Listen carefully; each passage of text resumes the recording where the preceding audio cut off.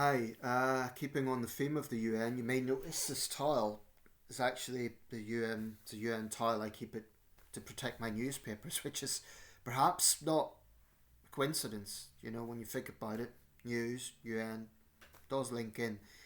Okay, so I want to talk about the General Assembly, and just some of the things, some of my thoughts on it. This year's General Assembly, it's a notable one because it's the 80th anniversary of the founding of the UN. Um, the building, of course, is in New York City. The UN Charter was signed in San Francisco. Um, there's a lot of things that came out with this one. Donald Trump, of course. I really don't want to devote an entire video to Trump, but I'll say this in passing. There was a comical incident when the escalator wouldn't work. And he said if the First Lady wasn't in great shape, it would have been a different matter. But he used the speech to basically rubbish the idea of climate change, to attack European countries over immigration, to get into his personal feud with Sadiq Khan. Khan's responded to that and said Trump stays rent free in his head. Personally, I think it's pretty pathetic that Trump has this ongoing feud with the Mayor of London. And yes, it's both sides. Khan has also criticised Trump. Maybe, he should focus on being Mayor of London, but I just think it sums up Trump, really. These vindictive personal diatribes. Most other leaders would just let it go, not Donald Trump. We're talking about the President of the United States using his UN platform to, to rant about the UN. Now, not absolutely everything he said was wrong. There is times that the UN can come across as spineless. There is times where the inaction can make people really, really cynical and question how relevant is the UN. My first question when this comes about, when people say the UN should be abolished, it's got no relevance in 2025. My first question to that is, okay, we get rid of the UN, what the hell did we replace it with?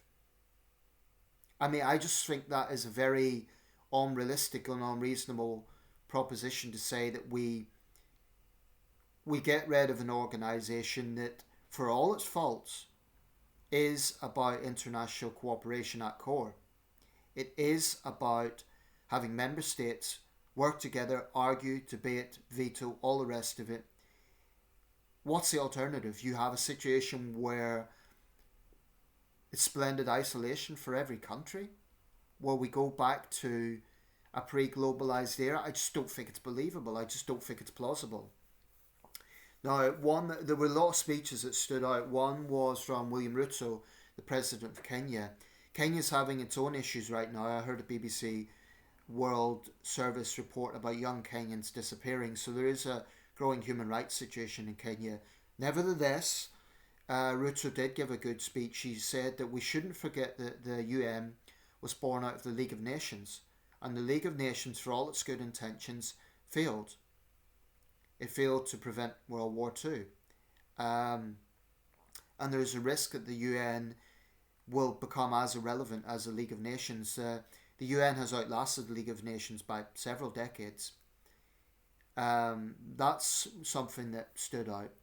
I've just seen a speech by President Lee Jae-myung of South Korea, the new president in South Korea, and he gave a more optimistic speech, praising the UN and saying that the success of South Korea has been testament to the UN, not just the fact that Korean peacekeepers intervened there in the Korean War, but the very growth of Korean democracy has been testament to that, the support of the UN. That's why Seoul is such an enthusiastic supporter of the UN.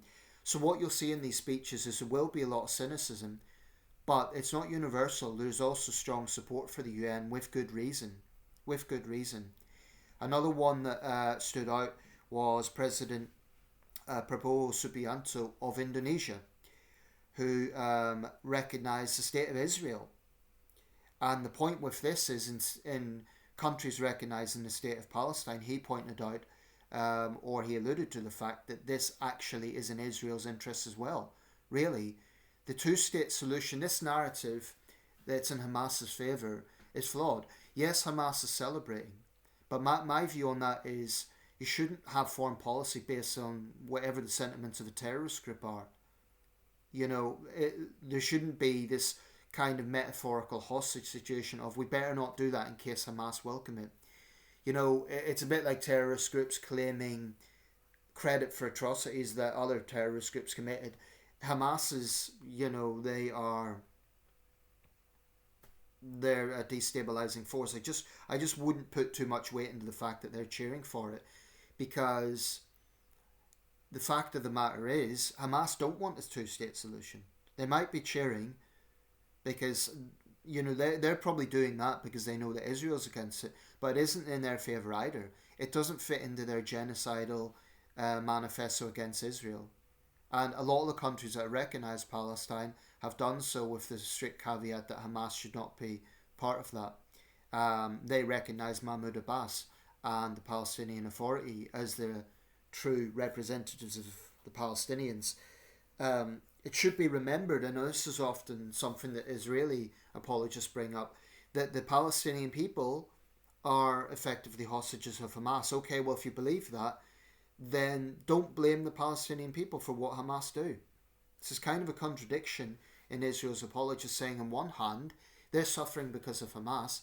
On the other, we should blame them because they elected Hamas. But it wasn't really a fair election. I mean, Hamas are thugs. Let's not pretend that it's a democracy. So the point, anyway, I digress. The point with that is that you have the world's largest Islamic country by population saying quite clearly, we recognise Israel, and talking about Israeli security. Now that's a remarkable thing, and it shows definitely a global shift. The momentum is definitely here. I'm absolutely aware that this change is nothing on the ground. There's atrocities happening every single day. Civilians are killed every single day. But the point about this recognition of the Palestinian state, and that will be Gaza and the West Bank, if Israel doesn't destroy the West Bank with further settlement building. But the point about it is that it keeps up a momentum. The basic sense of nationhood is, I would argue it's a human right. I would argue it's part of human dignity, and that's been the long-standing argument that without national identity, the Palestinians are in a constant crisis. And we always hear about Israel's security. What about their security? Having nation-state status gives security that they don't have right now. Not that it stopped Israel violating other countries' sovereignty, of course. We saw what they've done with Qatar. And I'm not saying any of these states are angels. I mean, certainly not the Gulf states. But Israel, the only reason it is opening up these fronts or taking on fronts in 5-6 different countries is because of American backing. So it's just a complete joke for Trump to say that he's going to get the Nobel Peace Prize. Whatever peace he might achieve elsewhere, so long as he supports the genocide, then he won't get peace. Now, the UN's relevance at 80, the two big issues that kept coming up, there were other things. For example, the president of Colombia, Gustavo Petro, spoke about American threats to that region. I wouldn't be surprised if we see a Panama-style conflict there with Venezuela soon. With that one, I'm no fan of Maduro. He's a dictator. He has absolutely destroyed his country. His removal in of itself wouldn't be a bad thing, but the United States has a very shady record in Latin America, and it won't, whilst there will be Venezuelans praising that, others in the region will see it as American imperialism. So I'm not sure that military intervention is the best way forward. But Maduro, no one should be under any doubts, has destroyed his country. Anyway, Gustavo Petro was talking about that issue. Nevertheless, the overwhelming theme at this UN was the Palestinian statehood theme, and particularly for Europeans, Russian aggression in Eastern Europe and the Baltic states, Romania, and of course Ukraine. The United States still sees that as two squabbling partners, but Trump has seemed to do a U-turn. He clearly said in his meeting with Zelensky, Russian planes can be shot down and Ukraine should have a right to retake all of its territory. This is coming from Donald Trump. Now, I welcome it. My only concern is, when will he change his mind again? The history of Trump is that he's erratic. It may be that Anchorage summit, Trump realised it was a waste of time. He's never going to admit that, but maybe he realised he was duped by Putin, And maybe he's furious with Putin. And maybe that's what it will take, Trump's ego, because American support is critical. The late Charlie Kirk, like a lot of MAGA Republicans, spoke some real nonsense on this conflict. I saw a debate segment and he was talking about Ukraine giving up territory for peace. Again, I put it to MAGA Americans, if someone invaded the United States and some third party came in, say Britain or France or Spain or another third party, and said, okay, why don't you get peace? Give up Florida, the Carolinas, and Arkansas, and Georgia. Just give it up. I don't think that MAGA Americans would take too kindly to that. So it is incredibly arrogant to lecture the Ukrainians on giving up their country, basically, or giving up a part of it. So the fact that Trump's changed his stance on this is interesting. I saw powerful speeches by the Estonian foreign minister, the Polish prime minister, the Russian representative. She was just sitting there looking at her notes. She looked very young. She looked out of her depth, quite frankly. But the Estonian foreign minister showed pictures of the Russian incursion. I mean, this is worth a video in its own right. I think that what we're seeing now in that part of the world, which really is my part of the world, I'm European. It has echoes to me of 1983, the war games of 1983, and also the tensions of that period, and indeed the build up to the war in Ukraine in early 2022. I'm not suggesting that some sort of invasion is imminent, but there was a joint Swedish-British move to say, and Yvette Cooper was pretty strong in her language, if Russian warplanes violate NATO airspace again, we will shoot them down. That's it. The Polish actually, I don't think it was the Prime Minister, because it wasn't Donald Tusk, the Foreign Minister. He made it very clear, don't come whining here if your warplanes are shot down. You've been warned. So Russia has no excuse. If they made a mistake, why did they turn off their communications? If it was simply a mistake, they've had ample opportunity to apologise. Sorry, we violated your airspace. Moscow hasn't done that. Make no mistake, this is not a mistake. I think what Putin's doing is testing NATO's resolve, seeing how united NATO really is. The fact that Article 4 was triggered, which is to sort of confer the member states as to a potential next move, is a pretty serious situation. It's one short of Article 5, which is collective action. Now that Trump's changed his tune, who knows? Let's say this happens again. We've already seen 3 countries' sovereignty violated, Romania, Estonia and Poland. If this happens again, not to mention Ukraine, I think that NATO will have to respond. They'll have to shoot down a Russian warplane. And that's bad luck for the pilot, Yet another casualty of Putin's aggression. But we'll have to do it. And hopefully that will send out a message to Moscow. I think if things really escalate, and I want to be careful not to scaremonger here, but we have to be realistic about the world that we're in. If things really escalate, if Russia attacks a NATO country like a full military attack, then I think NATO will have to respond forcefully. I think we'll have to take military action against military installations in Russia. We have to be careful to avoid civilian casualties, because we have to keep the moral high ground. But yeah, I think NATO would be justified in absolutely blitzing Russian military sites. Not nuclear sites, that would be... but, conventional military sites, we should blitz them. I think the worst thing would be to just come out with angry language and protests and sanctions. Unfortunately, this time it's going to have to be military. There's simply no choice. Because the alternative is allowing Putin to keep getting away with it. And this has always been the mistake. There wasn't enough action after Russia invaded Georgia in 2008, and look what we've seen. I think there should be a lot more pressure put on China for continuing to prop up Russia. China is definitely the senior partner in that relationship. This is again an Achilles heel, because, and this is a criticism I have of European countries, especially my country, we're far, far too placating to China. Far too placating. China is a dictatorship. It's led by a dictatorship. It's propping up what Russia's doing in Ukraine. They need to face a hell of a lot more pressure than they currently are. And it's curious that Trump has put bigger tariffs on India than he has on China, despite all his railing against China. Why? I mean, I don't like India's stance on this, but I would say that China's the bigger problem.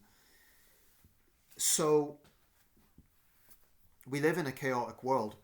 The UN's relevance, I'll come back to what I said at the start of the video. What's the alternative?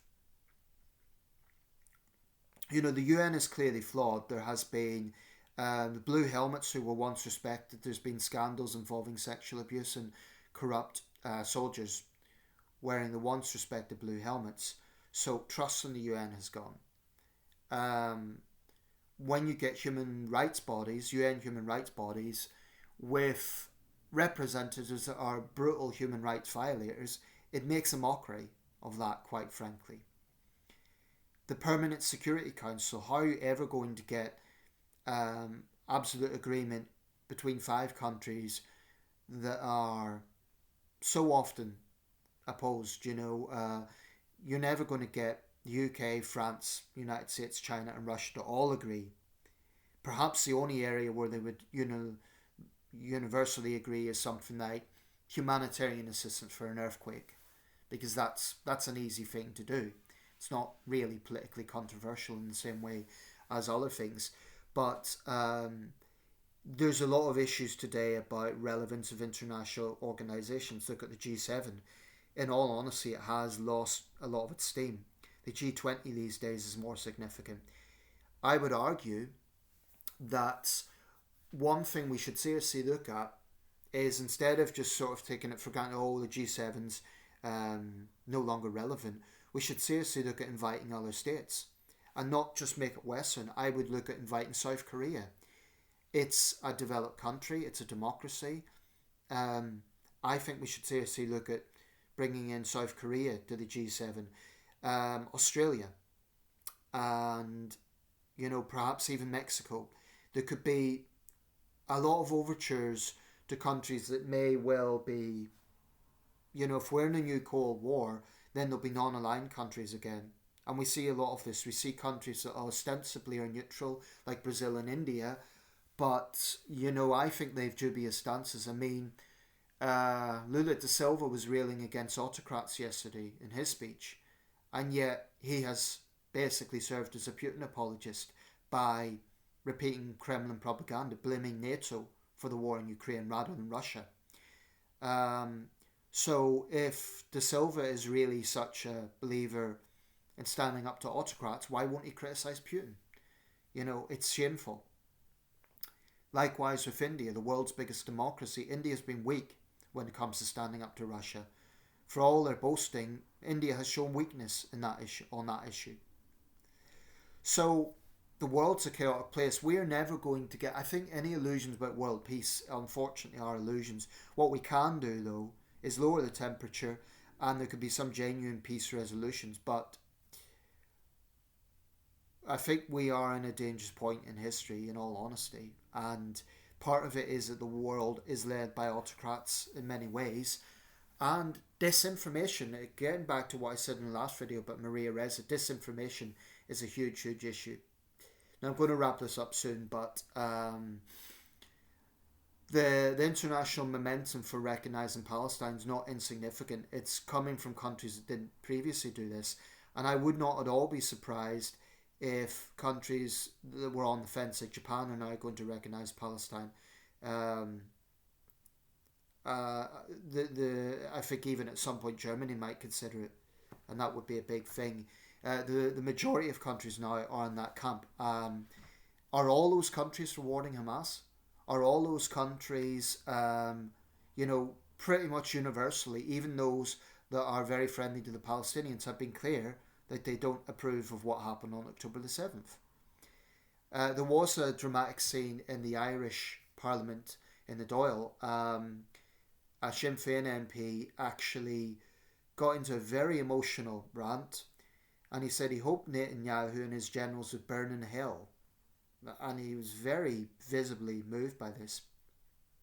Talking of emotional reactions, another one I saw, Jimmy Kimmel has returned to air, and there was one point when he actually broke down. He said, anyone who thinks that I was, cheering the murder of a young man, and he kind of lost his composure temporarily and was quite emotional with that. So, yeah. I think the Permanent Security Council needs to increase, really. It has to be more than 5 countries. I know that Britain has lobbied for India to be a member. That might help to improve Anglo-Indian relations, which right now are okay, but could be better. We just signed a big trade agreement with India. Obviously, there's an important historic tie there. Definitely India, I think, deserves to be a member of the Permanent Security Council. But then, you'd start looking at Japan, Germany, Brazil. Um, Japan and Germany, this year marks 80 years since the end of World War II. I really do think it is time that they're not shackled by war guilt, because Japan and Germany today are not the countries they were at that time. Of course, this is all up to the individual countries. They may not necessarily want to be members of some of these organisations. Personally, I'm proud that my country is a global player. We are a permanent member of the Security Council. We're NATO. We're a nuclear power.